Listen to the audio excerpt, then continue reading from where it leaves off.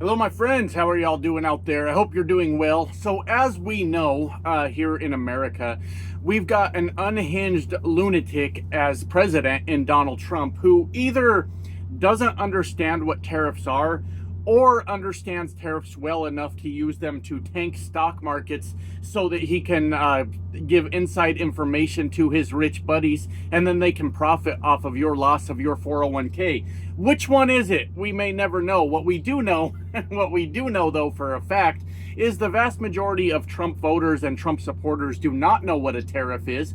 So that's why they go along with all this absolute nonsense. And boy, did I spend the weekend listening to Trump supporters talk about tariffs and how unfairly America's been treated, and they're charging us, so we're going to charge them, and all this nonsense. It was really a rough weekend for me listening to all that. As you can imagine, my friends, it's been really tough. But as you guys know, I've made quite a few videos on Canada's response to Donald Trump. And honestly, Canada just continues to keep kicking Donald Trump's ass in this whole thing. And that's embarrassing to me. As an American, I don't want to sit here while my president acts like a complete dipshit and does dumb things and we get our asses kicked by Canada. Not that I got a problem with Canada. It's just we're, I don't know, America. We're supposed to be a little bit smarter than that to be getting our asses kicked by every other country in the damn world, right? But that is truly not the case with anything that's going on. One of the reasons that I believe Donald Trump uses tariffs, of course, is because Donald Trump is fully convinced that he's a bully. Donald Trump was born into money.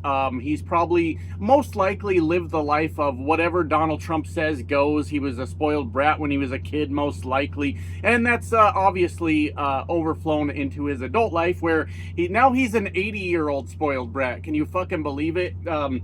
Yeah, didn't work out too well. Anyways, he uses tariffs, obviously, because he thinks that's a way to bully the world and make other countries submit to Donald Trump.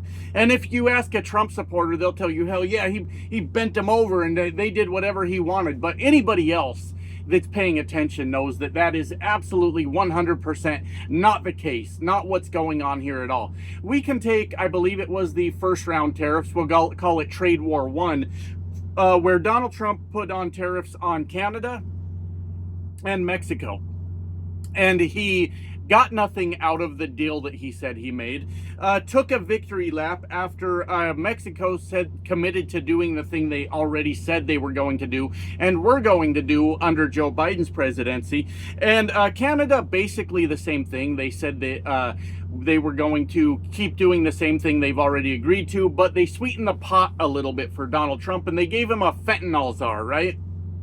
In my opinion, probably a completely made-up position. They just said it just to shut him the fuck up. And Donald Trump takes a victory lap and talks about how the art of the deal and how he won the trade war and nothing fucking happened. He did not get any concessions whatsoever. All he did was plunge the stock market into chaos for a day or two and then took his victory lap. So, as we know, he's a completely ineffective president who doesn't know what the fuck he's doing, or like I said at the beginning of the video, knows exactly what he's doing in the benefit of rich people while he drains our 401ks. Not that I have one. I'll have one soon. I finally stepped up in the world, my friends, got myself a real job, and I'll have one pretty soon. I just need to sign up for the damn thing. But anyways, for most working class Americans, he just drained your 401k. No big deal. And his billionaire buddies stood in the Oval Office with him and bragged about, well, he bragged about how much money they made off of your losses. Isn't that fucking sweet? Isn't that cool? But a very interesting thing that I guess I didn't see coming because I'm American and I don't know anything about the rest of the world. As far as I'm concerned as an American, we're the center of the universe. We're the greatest thing that's ever happened to the world. You know why I say that? Because that's what they tell us. They tell us all that shit. And then we go elect dipshits like Donald Trump and then we find out that maybe we're not as cool as we thought we were. And it's quite the awakening here in America where we're like, fuck, we're kind of dumb, aren't we? Yeah, we're kind of dumb. Only some of us think that though. But the thing I didn't see coming was Canada Canada fucking responded to Donald Trump in every one of his trade wars. Of course they did. First they, let's see, how did they respond? Now I don't even remember the first trade war, but anyways, they obviously responded by removing American products from the shelves, and Canadians, the citizens of Canada, just all came together and decided, fuck you then, we're not buying your American products. And I don't know what caused Donald Trump to drop the trade war, besides that he is fully convinced that all Americans are dumb, the first trade war, I mean. And when he got his fentanyl czar, you know, there were a few dipshits here in America that believed that he had won the trade war. But anyways, I don't really know what happened there. But Canada responded. They stopped buying American products, took American products off the shelves, and Donald Trump had no choice but to remove the tariffs. Comes back around, does the exact same thing again a second time, because Donald Trump never learns the fucking first time. Now, does he? Never learns the first time, and we repeat the same process over and over again. Now, the Canadian people have shown Americans something that we're not used to, I guess. Something I haven't seen in America since at least 9/11, where they all came together and decided all together, you know what, fuck it, we don't want shit to do with America, and have really harmed a lot of the red states that do a lot of trade with them. I heard Montana is having a lot of trouble. Kentucky's worried about all their liquor, their whiskey up in Canada, and how the sales are going to do. As far as I know, Mitch McConnell tried to call in a favor. Will you please keep selling Kentucky bourbon? To which Canada said, nope, we're not doing that. And why don't you get your president in line and maybe we can fucking talk. And the fact of the matter is, Canada's been whipping our ass every fucking step of the way with all these fucking trade wars. I remember one of the, because you know how the Republicans are fake religious. They talk about how religious they are, but they've never read the goddamn book in their life. But I don't remember which lunatic elected Republican it was. He was tweeting out, trying to taunt Canada, talking about, this is David and Goliath, motherfuckers, you better chill out. And I guess he didn't realize, because he never read the book, Goliath dies at the end of that story, stupid. Try to pay attention. If you're going to threaten other countries, don't threaten them with being the person that dies at the end of the fucking story. Anyways, we have seen America get hit pretty hard from Canada's response. Right now, a lot of the big deal that people are making is the tourism industry. These border towns near the northern border for us Americans that normally see a lot of Canadians come in either for tourism or just to go to the damn grocery store or whatever, are just seeing no more Canadians. It's a real tragic event for them, as no Canadians are coming to buy up all their shit. And now these people are mad at Donald Trump. They're saying, what the hell? We can't afford to keep our business going because the Canadians won't support our store anymore. Which, if you're not paying attention, 100% is Donald Trump's plan. He's trying to get rid of small business. That's exactly what the tariffs do. That's exactly the most recent tariffs having to do with China. All of a sudden, there's all these carve-outs for the electronics because, well, we got to keep, you know, Zuckerberg and fucking, I always forget their goddamn names. Amazon guy. I don't know why I forget their fucking names. They're not worth remembering to me, honestly. But we got to, you know, make sure that they're able to keep buying their goods, the things they need to run their business without the tariffs. But you'll notice a shocking lack of carve-outs for average, everyday working Americans and small business owners. It seems like it's working out just perfectly for the billionaires, though. Like I said in the last video, just connect the fucking dots. Start paying attention to whose interest is where, and you'll start to see why you're getting fucked in this whole situation. But Canadian tourism has dropped off a fucking cliff in America. They are refusing to spend any of their dollars in this fucking country, and they're doing it the right way.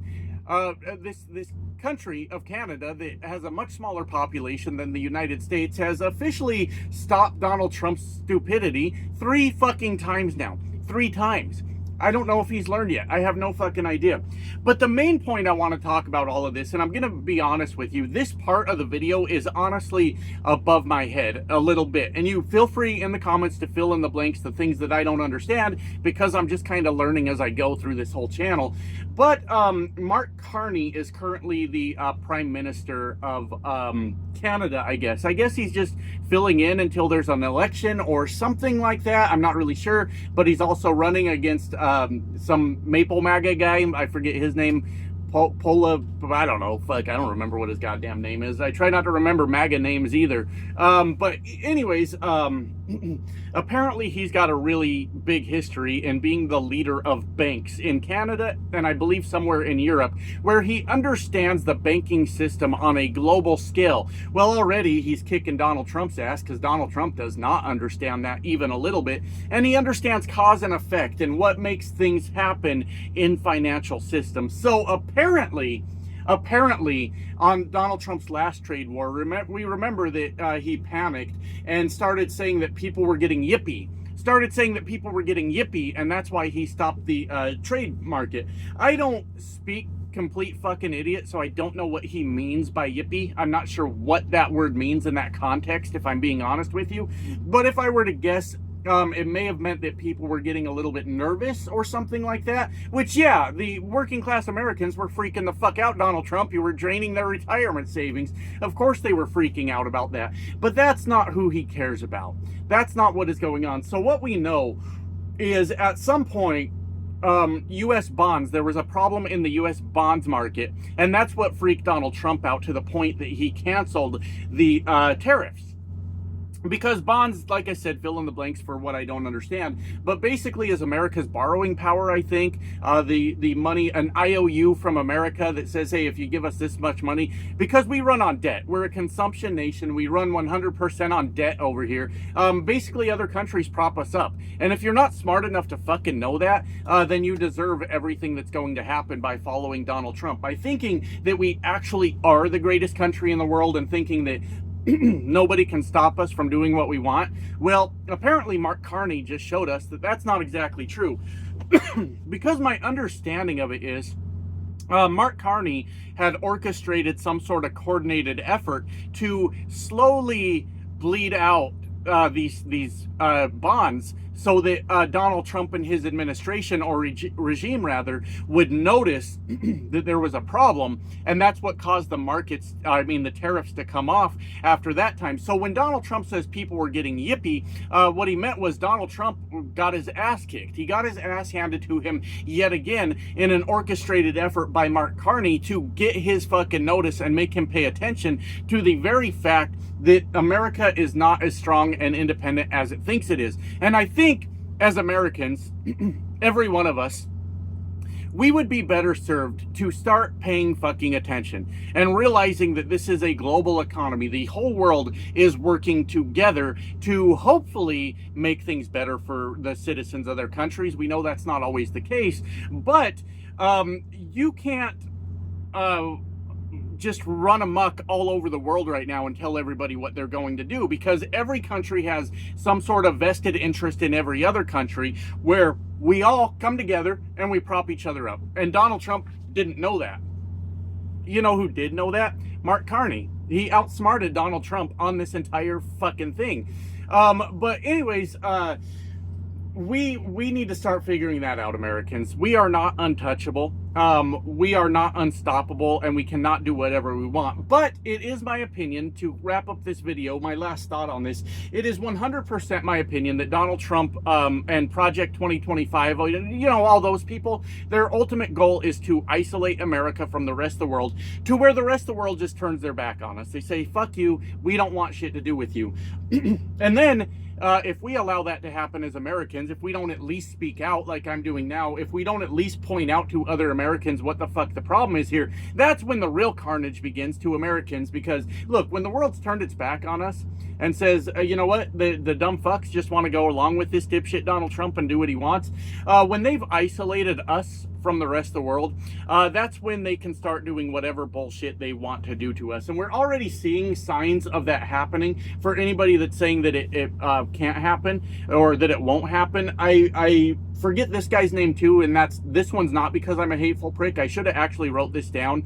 But the guy that the Supreme Court's fighting over with the that got deported. He was here legally and got deported to El Salvador. And I should have wrote down his name just out of respect, because he should not be deported, right? So the Trump administration, every turn, everything they do, are trying to find out what they can get away with.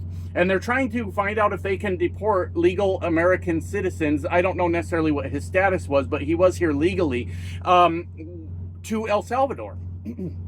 And once we're isolated from the world, my friends, the Trump regime has it in for us. They are going to do absolutely terrible things. Now, they might keep their loyal foot soldiers, you know, the MAGA dorks out there that just do whatever Donald Trump tells them. And they'll keep them in just long enough to do everything they want to do to us, the people that think a little differently from them, that see the world a little differently from them. And then when it's down to just the foot soldiers left, and all of us have already been, I don't know, thrown in concentration camps or whatever it is they plan to do to us, I don't really fucking know, then the loyal foot soldiers will just get the scraps that are left over from all the billionaires at the top, and the domination of America will be done. It will be handled by Donald Trump and the Project 2025 thing that's going on right now. So point is, good job Canada, good job rest of the world, and even good job to Americans that see what's going on, that understand why all this is happening, and standing up for yourselves. Because I'll be honest with you, I'm surprised we're still standing as a country. I thought they would move much quicker than this, and I thought we would be blindsided by everything that's going on. But good for us. They are evil people, but they're also fucking stupid people, and that's what maybe what's keeping us alive here still. I am honestly surprised that we're still here. Anyways, that's the video for today. I got to get back to work, but good job to, of course, Canada and the rest of the world on standing your ground, because we're gonna need all the help we can get. Love you guys. Bye now.